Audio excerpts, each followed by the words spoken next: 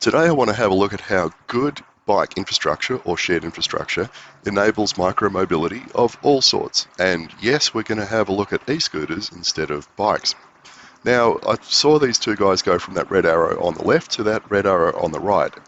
In other words, they hopped on the shared path in Subiaco and they rode about 3 kilometres into the CBD and then peeled off and went to their various offices.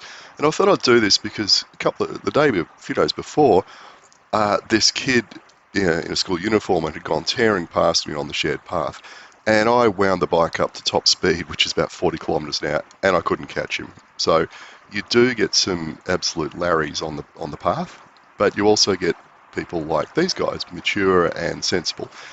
And I saw them approaching from that path to the left, and although they were going to give way to me, I waved them through because I thought, you know what, they're dressed for work. They're on e-scooters. I'm actually going to film them, so I need to get behind them to capture them. Now, I'm sorry if this is going to be a bit boring for the next 7 minutes or so, but I wanted to show you this in real time to show you how good it is for e-scooter riders like these two. You know, short distance from the city, high quality, nice, smooth, shared path all the way in. They're only trundling along at about 20 kilometres an hour, but even so, it's a 3 kilometre end-to-end journey for them. Okay, it might be another half K or so from where they live to get onto the shared path, but they're looking at, maybe 10, 12 minutes to get to work. And you might go, oh, well, they're standing up all the way. Okay, well, I caught a train to and from work for years and almost never got a seat and stood up for a hell of a lot longer than that. And you got to stand up while you're waiting on the platform, and you've got to walk from the station to your house. Standing up like this for 12 minutes is nothing compared to, say, walking to the train station, standing around on the platform, standing on the train. It might be an hour doing this end to end. Okay, what about being out in the weather?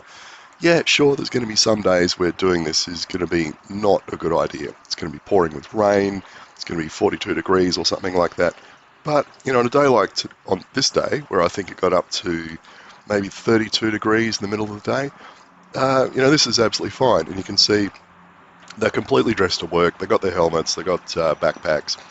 And, okay, they're not in suits, but they're in what you'd call not good casual, but, it's work attire. Now, in some places, I actually had trouble passing them because there was so much traffic coming the other way that I couldn't find a spot to get around them. Although, obviously, along here, that was not an issue. I could have overtaken them at any time, but I thought, no, I'm just going to keep on filming them, trundling along as, sensible people. Now, that lunatic school kid we saw at the start on a scooter that could do 40 plus kilometres an hour, they are really quite rare. These two are the norm. Adults who are dressed for the office. Now, sure, in other areas there may be, lots of loons screaming around at high speed, but I generally don't see them where I ride.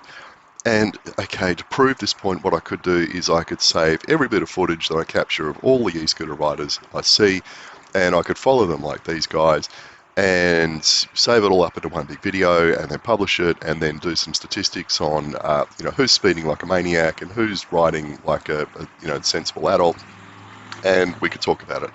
But anyway, at that point, I thought, I'm sick of waiting behind them. I'm just going to zip past and keep on going. And I'm just going to show you this bit here again in real time, just to show you what the path is like in peak hour in the morning with traffic in each direction. And you can see there's a reasonable amount of people going in each direction.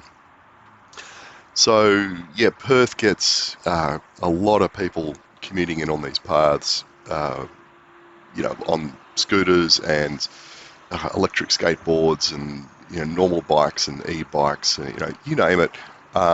If it's a way of getting around on, well, not in the car, people have adopted it. And what you do see on this path is people dressed in all sorts of ways. There's your lycra-clad road warriors. There's women in dresses. You'll see people not wearing helmets because it's so safe. Obviously, there's the e-scooters. There's people just in work stuff. Sometimes you'll see people in shorts and t-shirts. So they're not they're not full lycra, but they don't, they don't want to get sweaty in their work clothes. They might be riding, say, 5Ks, but, shorts and a t-shirt is absolutely fine. They don't need to, dress up the whole hog. Or you might see them wearing, lycra nicks and a t-shirt, something along those lines. And of course, the whole mix of bikes. And you can see it's a shared path. There's also pedestrians walking along here. And what we're going past is actually a train station. And we go past 2 train stations on here where you get pedestrians crossing over the path. So it's, something you've got to watch out for. And obviously, it was, I guess, much easier than in Sydney building this shared path because there's a nice wide railway reservation here. Obviously, they had to widen the bridge here to run the path across. That would have cost quite a bit of money, I expect. But there was enough room beside the railway line to run the path. And in fact, about 30, 40 years ago, the plan was actually to rip that path, that railway up and run a freeway along here.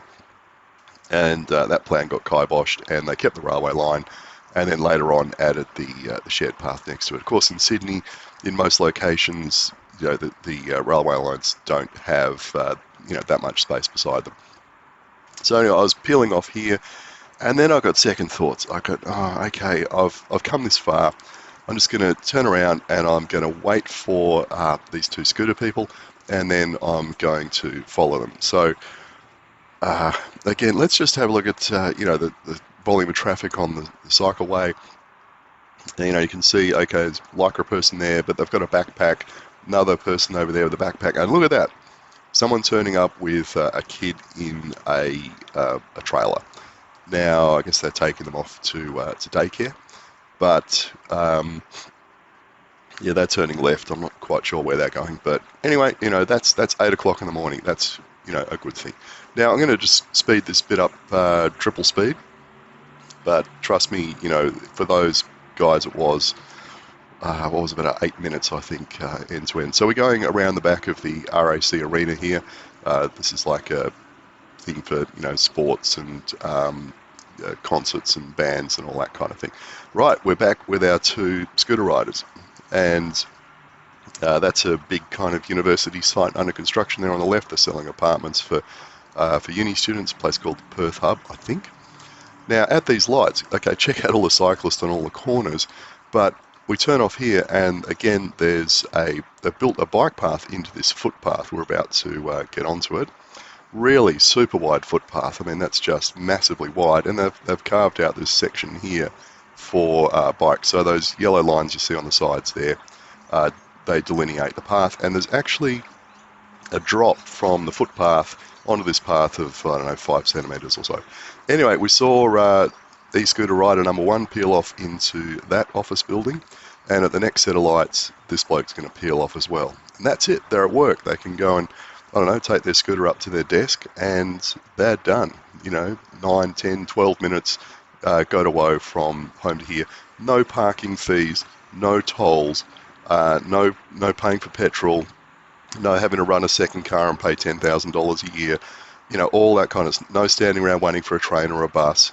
Okay, it is weather dependent, but, over here you can probably do that, on 80% of your working days. That's not bad. So, I'm not shilling for e-scooters by any means, but I just wanted to show you the facts of how these things are being used.